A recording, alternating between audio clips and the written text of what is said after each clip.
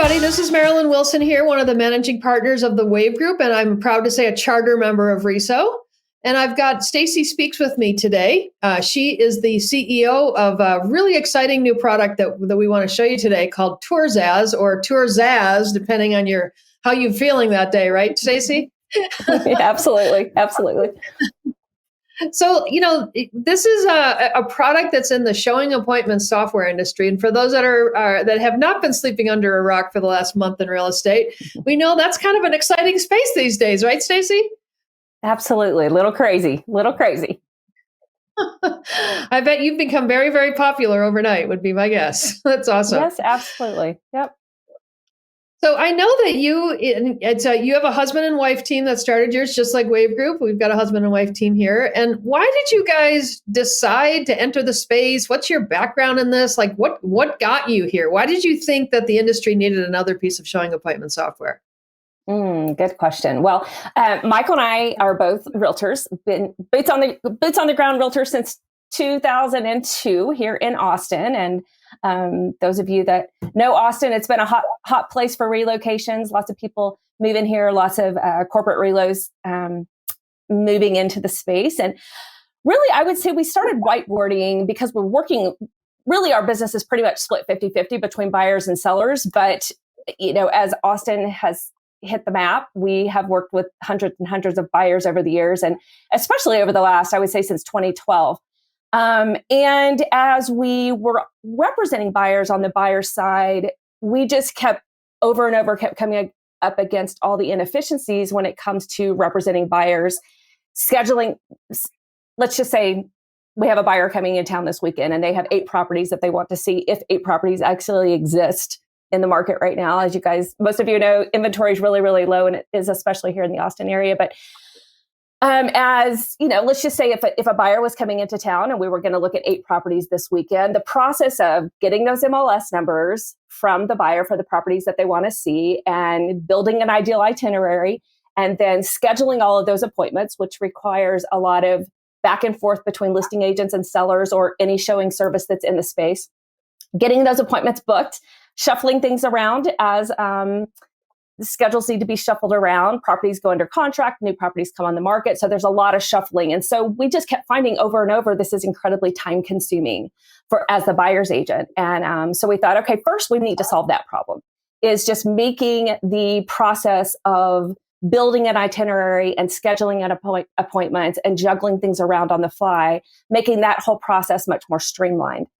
And then the other piece of it was just us constantly observing the pain points of our buyer clients and just the inefficient process it was for them to think that in 2021, we're still handing our buyers a clipboard with printed MLS sheets where they are taking notes in the margins of their MLS sheets and listing out the pros and cons on a clipboard with MLS sheets. It just seems kind of silly in 2021. And in our world, whether our client's 28 or 78, they all kind of look at us like we're nuts when we hand them a clipboard with a bunch of printed MLS sheets. So we thought, we got to fix this. So really, TourZazz was built to serve all parties in the showing space. So we originally, because of the foothold that the showing services have had in the industry, we really, for the last 18 months as we've been building TourZazz, we've really built it to better serve the buyer's agent and their buyer client. So really, ultimately, our vision for TourZazz has been to create a much more modern, holistic, integrated, one-stop solution for all parties in the showing space. That was a long way to answer your question, wasn't it? No, that's exciting. So what I'm hearing is that historically, showing appointment software has been mainly focused on the convenience of setting up the opportunity to set up a showing appointment. And what your system is doing is dealing with the folks that are actually scheduling them with buyers, as well as helping to set up the showings. So it's kind of a 360-degree product. Is that a fair? Exactly. So think of it like an entire ecosystem where everybody's playing nice in the sandbox, and a much more coordinated effort that doesn't require call centers. It's all using the same kind of technology that we're all used to having at our fingertips at this point. When you get a appointment confirmation from your doctor's office or your dentist, and it says, Marilyn, you have a appointment with your dentist at 3 p.m. on Friday afternoon. Please press 1 to confirm that this appointment still works for you. Please press 2 if you need to arrange another time. It's that same kind of technology that we're all now used to. That's how appointments are getting scheduled. Well, great. So why don't you tell us a little bit more about the details of how it works? Because it sounds like, I mean, I always love products, especially, when MLSs look at, and this is all of us in the industry, right? We tend to focus on products that help listing agents. And there's very, very few that actually help buyer's agents. So I love that this product is considering both sides of the transaction, right? It's helping, of course, those that have those coveted listings, but it's also helping those people that are bringing buyers to those listings to make sure that the product sells quickly. So it's kind of cool. But tell us more about it. Yeah. So as we were talking about a minute ago, let's just say that you were my buyer and you and Victor were coming in town and you were looking to buy property in Austin, a second home maybe, and we had 8 properties that we were going to go check out this weekend. Literally, you would say, hey, Stacy, these are the 8 properties we want to see. You could give me the addresses, you could give me the MLS numbers, whichever you have handy. Or if you're saving properties through our own platform, I should say, whether it's through realtyaustin.com or through whatever platform you save your properties on, then we would just take those properties, literally copy paste them into TourZazz. TourZazz takes those MLS numbers and we choose a starting time and an end time if we have a hard stop, right? Let's just say we're picking you guys up from your airport and you're going to follow us because it's COVID days, right? We would just pop all those MLS numbers or addresses in. It would build the ideal itinerary based on what our meeting point is. If it's the hotel where you guys are staying at, or wherever that might be, maybe the first property. And then it's literally going to use the Google Maps to build the ideal itinerary based on the location of all of those listings. We can build in there a snack break if we're going to go have lunch or a snack. And then once all those properties are in there, then the buyer's agent, can go through and go, you know what, this looks about right. The times, it uses the algorithms that we've built into it for the time that we're going to spend in each property. Then it uses Google mapping history to determine like the route that we're going to take and how much time it's going to take, commute times from property to property based on Google history.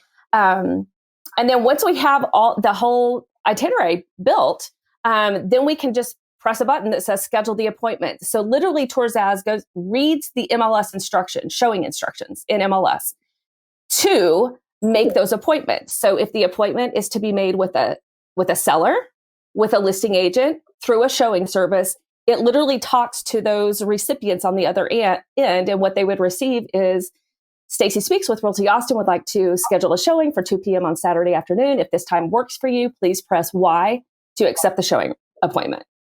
No, if it needs to be rescheduled for another time. That's basically high level how it works. Okay. And that's then awesome. once we have all those appointments confirmed, so literally in the itinerary, there's a green check mark that comes back for each property once the appointment's been confirmed by whoever the receiving party of that appointment request is. And then once all those appointments are confirmed, I can send you, Marilyn, and Victor, I can send you guys a digital itinerary of basically what I would hand you today on a clipboard with a bunch of printed MLS sheets is literally what you would get in a digital format. So when we're out on tour, you've got all that MLS information that you would normally have on an MLS sheet. You have it right there on your phone or your iPad, laptop, whatever you got with you. So you'd just be like, I'd click on a link and then it would open up 123 Main Street while we were walking through, as we're walking into 123 Main Street, so I can preview it a little bit. Yeah. So what would happen is really the day before, let's just say on Friday night, I have all of our appointments done and ready for you. Then I would send you a note. You would get it via web. So the buyer interface right now is web-based. We're building out the app for that right now. But you literally would just click on a link. It would just say, welcome from Stacy Spickes to your TourZazz platform.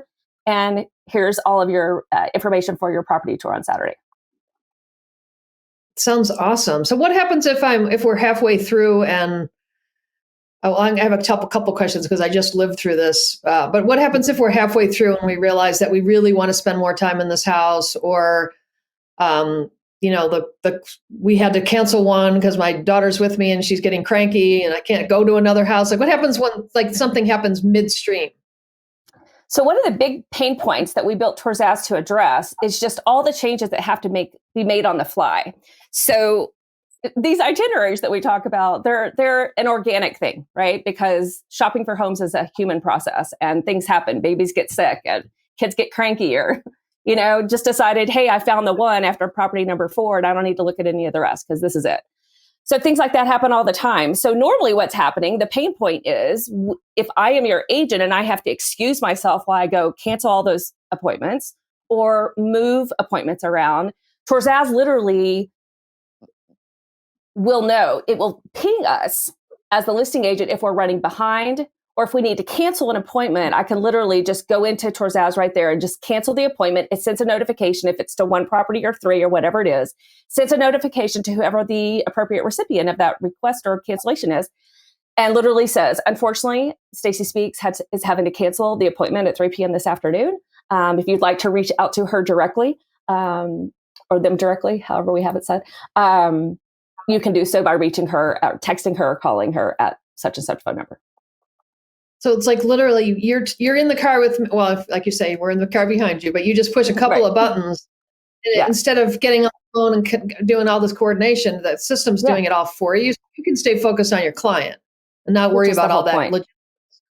All the logistics stuff and all of that. So I have another question. This one is something I just lived through. So there was an open house in our neighborhood. And of course, like every good nosy neighbor, I had to go check it out, right? So I made my appointment. And there was a line out the door. I mean, there was 25 people standing, and we don't even have sidewalks in our neighborhood. How does that happen? Is there any way that TourZazz helps get away from that just not very customer-friendly experience? Yeah, I'm glad you brought that up because it's a real shame that we as an industry aren't doing better by the consumer, that we're allowing that to happen. And part of the reason that that's being allowed to happen is that with some of the showing services out there, you can set appointment times to as little as 5 minutes. Well, if somebody is really going to be interested in buying a house, is going to be in and out of that house in 5 minutes. And part of the intention in that is you have listing agents that are trying to get as much exposure to a property as possible, right? And so they'll book those appointments, they'll stack those appointments like 5 minutes apart. In our experience, anybody that's really a serious buyer, they're going to need to spend at least 15 minutes in a house, even if there is a line out the door. So we stack them. No, the way we've got it built is that there's no less than 15 minutes in between showings, so that there's adequate time, and we just kind of stop the madness of 60 people out the door down the block trying to get in a property. We just make longer showings. Does the system know that this is a 5,000 square foot house versus a 2,000 square foot house and actually give me more time? It does. You can see the matrix. Yeah. So it bases it on the size of the property itself. So if I'm showing downtown condos and they're, 3 in the same building versus a ranch that's 100 acres, that's going to be with multiple outbuildings. That's going to be a different time that we're going to need, right? So we literally have built a matrix out of our 19 years of doing this that bases it on average, a quick speed, an average speed, a slow speed, depending on the buyer that we've got. If they're a first-time home buyer, they're going to be a little slower sometimes than somebody that's bought 40 houses before.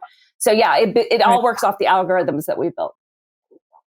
Oh, that is so cool. So the agent doesn't have to think about this. The system is adapting it and doing the right thing for the customer so they can focus on the customer. I love that. So I know you launched this a few months ago, right? What kind of feedback are you getting from agents so far with the product? It's been really fun. So we have rolled it out. We we beta tested with our first group of about 50 Realty Austin agents beginning last March. Y'all think about that. And then COVID happened. And so that delayed things, although it allowed us some time to build out a bunch of features and stuff. So we really unveiled TourZazz to our entire company, Realty Austin, in October. And then we started onboarding all 650 agents in November.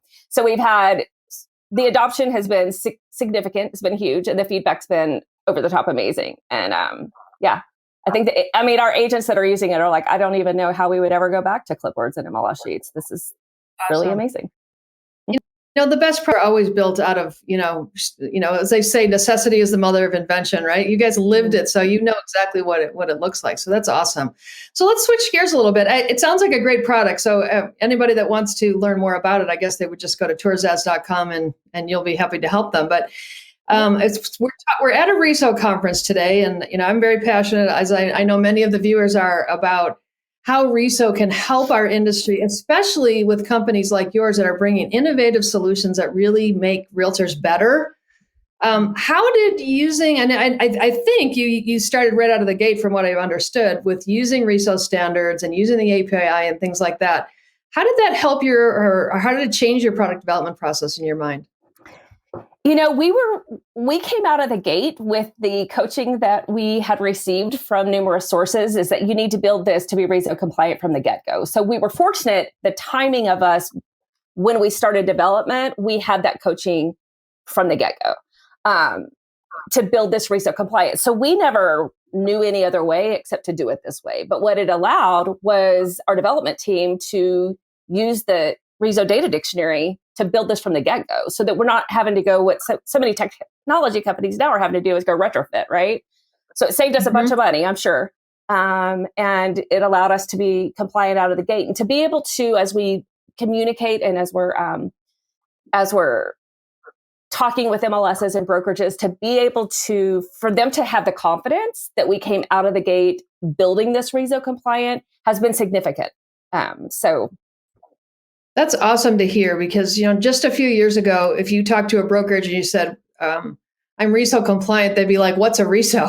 Right. So the industry has come a long way, which is exciting to hear. And I know from our experience too, sometimes when you work with development groups that are not, that, don't just do real estate, right? There's a lot of great developers out there, especially in Austin, that do great things, but they don't just know that. Did it help them, do you think, to have the data dictionary and all the definitions and things to help them understand what all these different fields were about and, how to engineer it properly?